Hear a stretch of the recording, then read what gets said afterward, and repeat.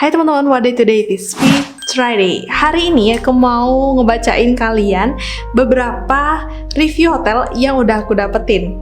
Jadi aku ngedapetin review-review ini dari situs TripAdvisor, situs untuk review hotel. Dan ini adalah review-review terburuk yang ada di sana. Jadi kalau misalnya kalian mau tahu gimana sih pengalaman-pengalaman orang ketika stay di hotel dan apa sih yang kalian mesti lakukan kalau misalnya kalian mendapat perlakuan atau mendapat situasi yang sama gitu, keep on watching. Oh ya, sebelumnya karena video ini banyak triggernya, jadi kita ada baiknya menarik napas panjang dulu, menghembuskannya, dan tetap tenang dan calm, biar video ini jadi humor aja dan gak bikin sakit kepala. Oke, so ini dia review yang pertama.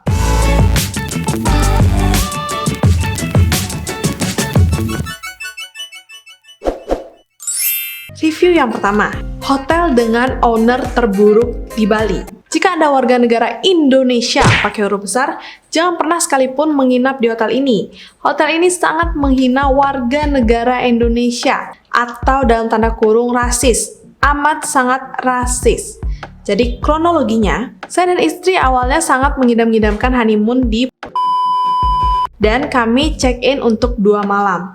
Hari pertama, pelayanannya sangat baik. Kami diizinkan untuk mengambil sesi video untuk keberangkatan kami dari hotel menuju tempat resepsi kami. Jadi mungkin pasangan ini dia mengadakan resepsi di Bali plus honeymoon juga langsung gitu ya. Kebetulan honeymoonnya ini di hotel tersebut. Karena hotelnya emang bagus sih teman-teman. Jadi biasanya orang ngambil video mesti bayar, ini dikasih gratis. Bahkan pada awalnya, owner memberikan kami ucapan selamat. Saya heran, di saat keluarga besar kami datang mengunjungi kami di hotel, tiba-tiba dengan amat sangat tidak sopan dan tanpa permisi, owner yang bernama yang terhormat masuk ke kamar kami dan berbicara dengan nada yang keras dan tidak sopan kepada kami dan sekeluarga.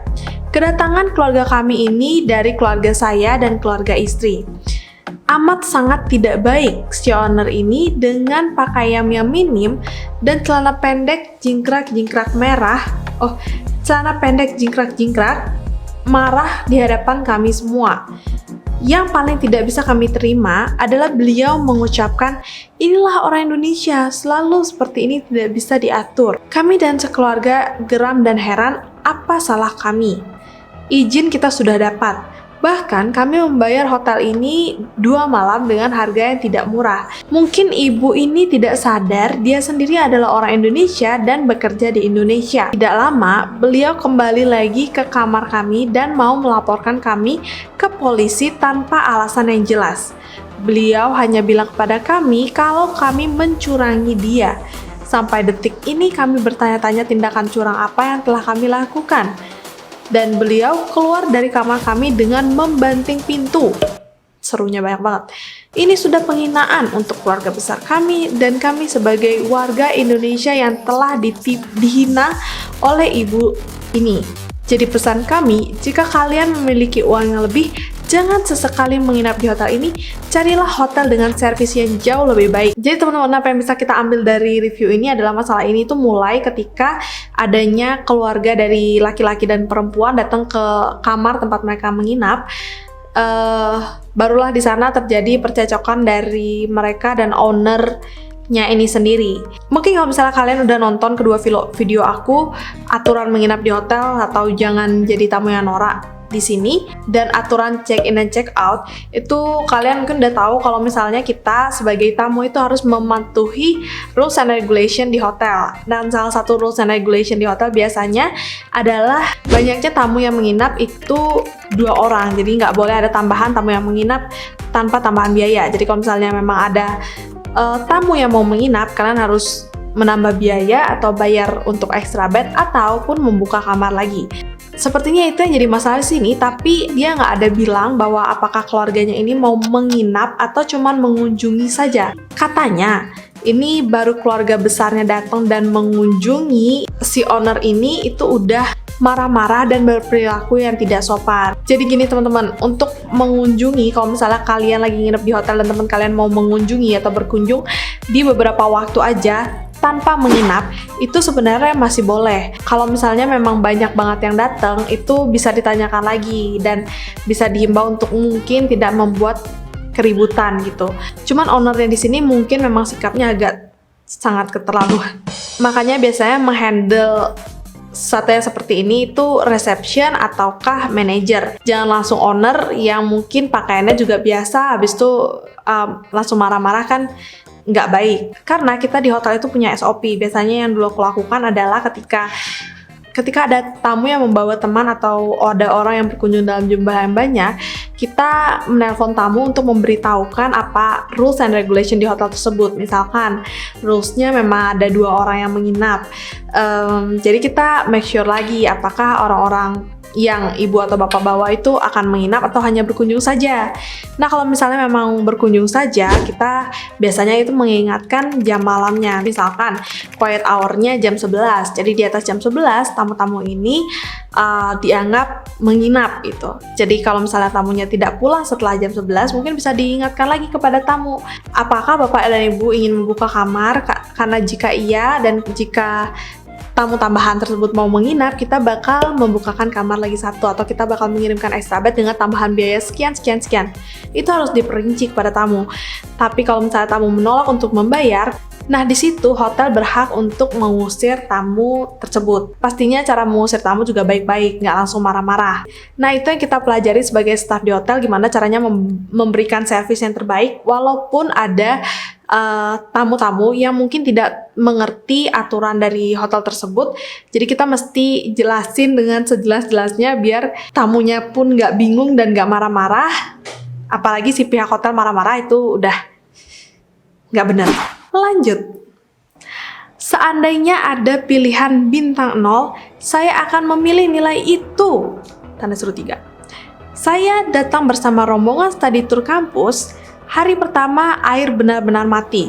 Wait, sebelum aku lanjut, memang biasa terjadi kalau misalnya emang study tour, apalagi kampus yang besar, dan orang-orang di kampus itu kan check-in berbarengan. Misalkan ada 500 tamu, terus semuanya baru datang langsung naruh koper dan pengen mandi, pasti airnya bakal kecil banget atau habis. Jadi, karena bayangin dong, berapa ratus kamar masuk ke hotel dengan berbarengan, terus ngidupin air kamar mandi dengan berbarengan. Jadi, saran aku kalau misalnya kalian memang study tour, mending baru dapat kamar langsung masuk langsung mandi, pasti airnya masih besar. Kalau misalnya kalian tunggu buka baju dulu atau apa teman-teman kalian udah pada mandi tuh, pasti nggak ada air. Lanjut, kami nggak bisa mandi sampai pukul 2 pagi. Kebersihan kurang, makanan tidak enak. Ada satu kamar yang tidak ada remote control TV. Sayang sekali teman saya tidak mengerti kalau harus lapor apabila ada perlengkapan kamar yang kurang. Mereka baru pertama kali tidur di hotel. Hari terakhir kami dituduh mencuri remote control. You must be kidding me? Why do we steal a remote control? Kami stay 3 malam dan housekeeping baru menyadari remote hilang di hari ketiga. Give me a break. Saya sama sekali tidak akan kembali ke hotel ini ataupun merekomendasikan pada orang lain servis dan fasilitas sangat buruk. Jadi itu dia teman-teman, kalau misalnya kalian mau menginap di hotel, mungkin kalian mau study tour atau apa, makanya mungkin kalian bisa tonton dulu video ini atau kasih dulu video ini ke teman-teman kalian yang mungkin mau menginap di hotel mungkin baru pertama kali. Karena penting banget teman-teman untuk ketika kalian baru masuk ke kamar, kalian ngecek dulu perlengkapan-perlengkapan yang ada di kamar. Dan kalau misalnya ada perlengkapan yang kurang, apalagi berhubungan dengan handuk, bedsheet, dan lain-lain, itu harus banget lapor ke pihak hotel.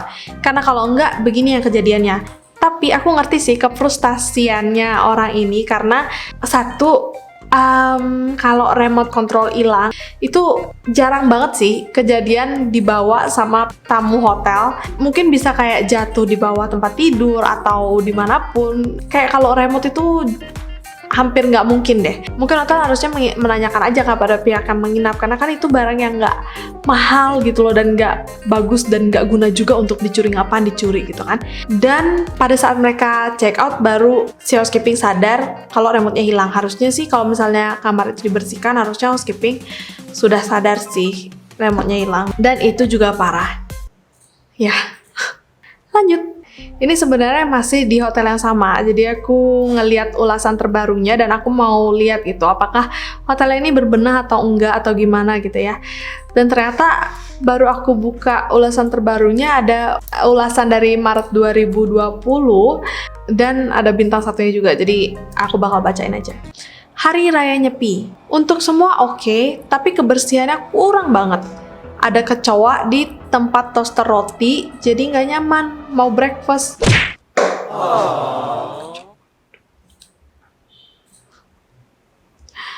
Di kamar pun juga ada kecoa. Kayaknya bener-bener harus dipanggil pest control deh. Wifi pun lambat banget. Saya di Jakarta aja pakai kapsul hotel, internet kenceng walaupun yang pakai banyak orang. Ini nggak recommended banget menurut saya hotel ini. Sorry to say. Jadi di sini kalian bisa lihat ya, ada foto orangnya lagi moto dirinya. Kalau misalnya kalian itu menemukan ada kecoa, apalagi kayak di toaster roti atau apa, please foto banget toasternya itu yang ada kecoanya itu dan di linkeri kalau bisa biar jelas. Jadi biar kalian itu bisa komplain kepada ownernya dan komplain kalian valid. Cuman yang jadi masalah adalah dia nginepnya itu di Hari Raya Nyepi, which is Hari Raya Nyepi itu dia udah nggak bisa pindah kamar atau pindah hotel. Mungkin bisa ganti kamar, tapi untuk pindah hotel itu udah nggak bisa. Jadi sayang banget, walaupun di kamarnya ada kecoa, ya dia nggak bisa pindah hotel kemana-mana. Dan kalaupun di kamar ada kecoa, ya mungkin di kamar lainnya juga ada hal yang sama. Sebenarnya aku punya banyak banget cerita-cerita menarik yang aku bisa sampaikan ke kalian, cuman karena menitnya ini udah lama banget, aku nggak mau video ini jadi lama banget, jadi mungkin aku harus berhentiin sampai di sini. Please komen di bawah kalau misalnya kalian punya cerita-cerita unik atau cerita menarik atau yang mengesalkan ketika stay di hotel. Kalian bisa berbagi sama teman-teman yang lainnya. Dan jangan lupa untuk klik tombol like-nya kalau misalnya kalian suka sama video aku yang kayak gini. Itu aja video aku hari ini, makasih banyak udah nonton. Oh ya, nantiin ya video aku nge-review hotel dan villa yang bagus ketika pandemi ini udah perlahan-lahan selesai. Oke, see you in my next video. Bye.